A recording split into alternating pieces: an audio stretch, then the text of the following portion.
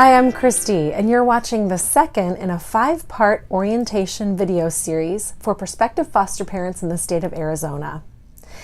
As a foster parent myself, I'm delighted to hear that you are considering becoming a foster parent, and I hope that the information that I share in these videos will help you make a more informed decision. In this video, I'm going to talk a little bit more about family relationships, as well as a few other things that you need to keep in mind as you consider this journey.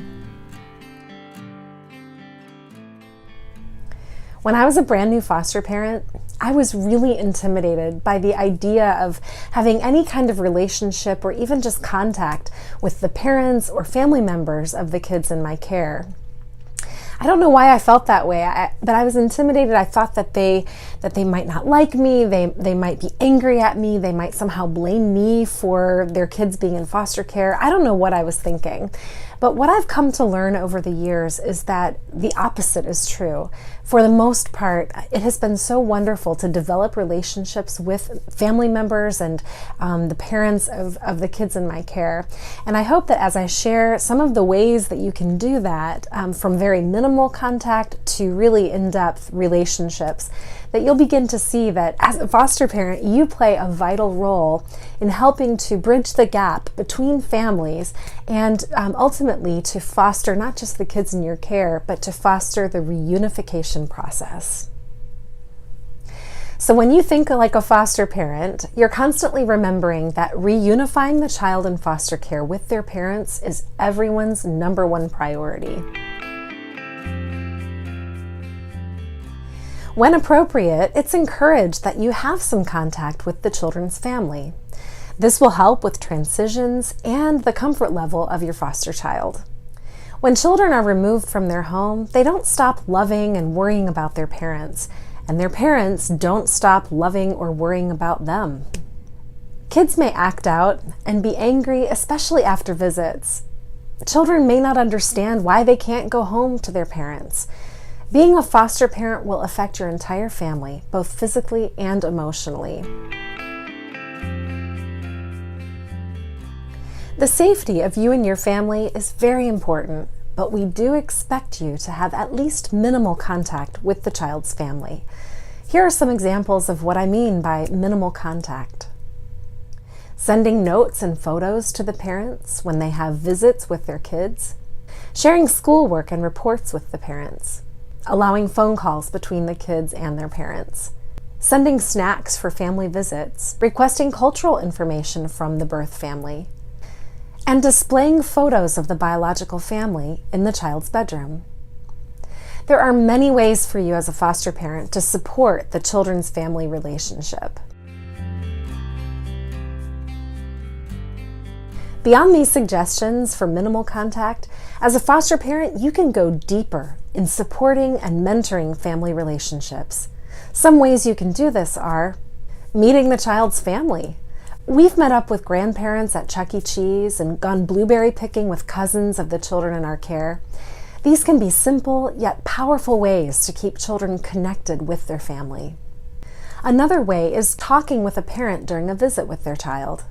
I've found that going to the visits and introducing myself meant a lot to the parents of the children in my care. It was pretty intimidating at first, but I just kept asking myself, if I were in her shoes, what would I want? I say something like, I'm Christy, and I figured you might like to know a little bit about the people your kids are living with right now. After sharing a bit of information about my husband and me and our home life, including the pets we have and some of the things that we've done with the kids, I show them the notebook or journal I'll be sending back and forth to their visits. I tell them that if they have any questions, they should feel free to write them in the journal and I'll respond. I want them to feel comfortable with the people who are caring for their kids. Wouldn't you? Another thing you can do is share parenting information. Write in the journal how the kids are doing in school and mention things they could ask their child about. This helps them keep plugged into the day-to-day life of their child. Another important thing to do is to learn about, understand, and respect the birth parent's culture. You can also transport a child to their visits with their parents so you can have some in-person contact. It is so good for children to see that their foster parents like their own parents. Again, this is a way to bridge the gap. There are also times when you might serve as a parent's mentor, respectfully coaching them on ways to be a better parent. You can invite the child's family to attend school programs and events. You can assist in planning the child's return home. Again, you will be expected to bridge the gap to keep relationships active.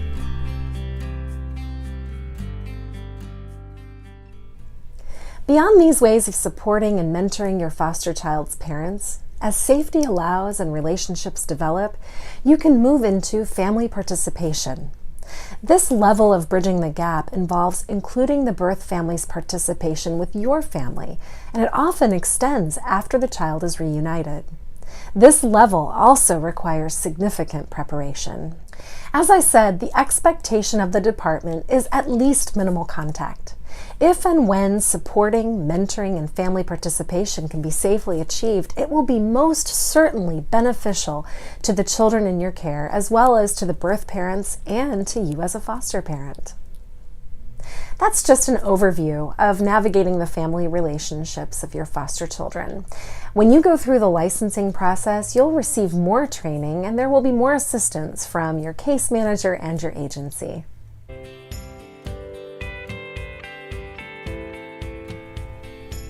Now that I've given you a little overview of family relationships, you might be wondering, what else do I need to know?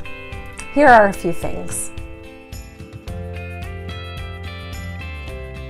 Let's talk about discipline and physical punishment. Because children in foster care have experienced significant trauma, physical punishment, like spanking, is not permitted. Even the threat of physical punishment is prohibited. Instead, discipline and positive reinforcement is used to teach children how to change their own behaviors. Now, this does not mean that you cannot physically discipline your own children. However, it's important to think through the message you'll be sending to all the children in your home if you physically discipline one child but not another for the same incident. Now let's talk about religion and culture. As a foster parent, you can certainly continue your own religious beliefs and cultural practices. However, you must also support the religious beliefs and cultural practices of the children and youth placed in your home. This may require training and understanding of other religions and other cultures. When it comes to immunizations, under state law, DCS is allowed to restrict a foster home license to prevent the placement of infants, young children, and medically complex individuals into the foster home. Department policy states children ages 5 and under, or children with some medical conditions, may not be placed in a foster home where the biological or adopted children have not been immunized. Your licensing agency will complete a preliminary life safety inspection of your home and possibly other buildings on your property. This will prepare you for the Office of Licensing and Regulation, or OLR, life safety inspection, which will be scheduled by OLR, which is part of the Department of Child Safety. Now let's talk weapons. Foster parents may own firearms and other weapons. However, all guns must be stored in a locked container and have a trigger lock. Ammunition must be locked and stored separately. All other weapons must be made inoperable or safeguarded. What about the sexual orientation of the child or youth in your care? Children and youth in foster care may be lesbian, gay, bisexual, transgendered, or questioning of their sexuality, LGBTQ. As a prospective foster parent, you must consider if your family is willing to accept and support an LGBTQ child or youth. Many children in foster care have brothers and sisters. The sibling bond is often the longest lasting relationship we have. DCS strives to keep sibling groups together, so you may be asked to amend your license to accept siblings of a child in your care, as siblings may not come into care at the same time. There are many financial supports available for foster parents. First of all children in foster care have medical, dental, and prescription insurance. Children in foster care are eligible for WIC and free school lunches. Licensed foster parents receive financial reimbursement for each child placed with them, and behavioral health services are provided for children in foster care. Additional funds are available regardless of where children are placed and regardless of whether their caregivers are licensed or not. Some basic supports might include child care assistance when needed, clothing and personal allowances, special funds for events such as graduation. At the same time, please be aware that the funds may not cover the entire cost. In addition to the financial support available to foster families, there are other supports that are available, which include clothing resources, support groups, ongoing training, a 24-hour helpline, and foster parent liability insurance. Remember, when you become a foster parent, you become part of a team, and the members of your team include the child in your care, you as the foster parents, the biological parents and family members, DCS case managers, licensing specialists, the behavioral health providers, the Foster Care Review Board, court-appointed special advocates, also known as CASAs, the courts, and the attorneys. You'll learn more about each of these folks during your training. But as a foster parent, I can tell you, fostering is not always easy, but it is so worthwhile. I hope the information I've provided in this video will help you to make a more informed decision as you consider this journey. When you become a foster parent, you won't just change the life of a child.